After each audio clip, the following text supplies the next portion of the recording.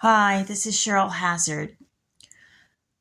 So, Jason Owens, the Del Rio Sector Chief Patrol Agent for the border, told ABC News, or I think, was it?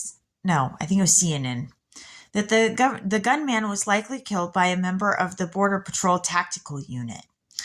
Jenny Owens was in debate class with me when the topic of gun control and school shootings came up for debate. Oftentimes, the school shootings themselves were listed as the reason that we should have gun control. And there needs to be a balance because, yes, there needs to be the stopping the shooter from gaining access to a gun, and I'm not in a disagreement with that. But what became the issue was the idea that who's going to stop the shooter if there's too much gun control?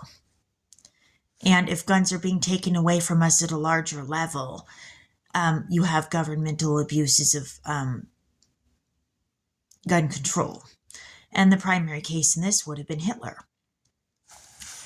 And in another school shooting case, the shooter went after a person and was pointing a gun at the person when they were in the history of the Holocaust class.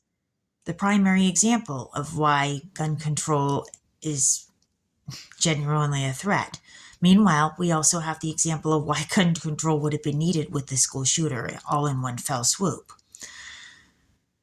So this poses the question, how do we protect the students and teachers and people who work at the school from school shooters and prevent this from happening while not taking away so many of our liberties to the rights to protect ourselves that our society gets screwed over by corrupt leaders, for example. And one of the points that I addressed in that class when I took the class was that, homes that were armed, where the suspect thought that the home was armed or protected, were less likely to rob a home. So there's the issue of violent crime in general.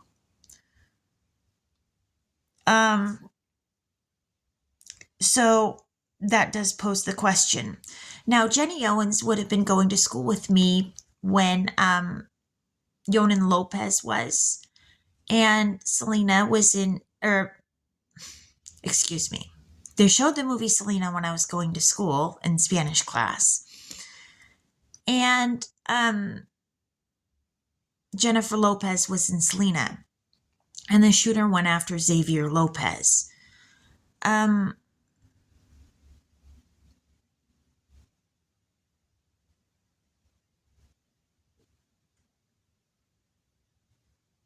So that's kind of weird that the case of gun control came up at our school, and now they've got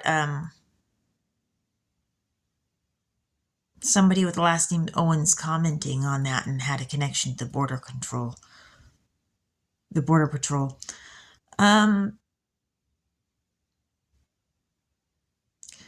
And what worries me with me having my learning disability is that I'm not sure that I would communicate the issue well. And there's a lot to the issues. It's not a simple thing. I think there's a lot to it, and it's complex.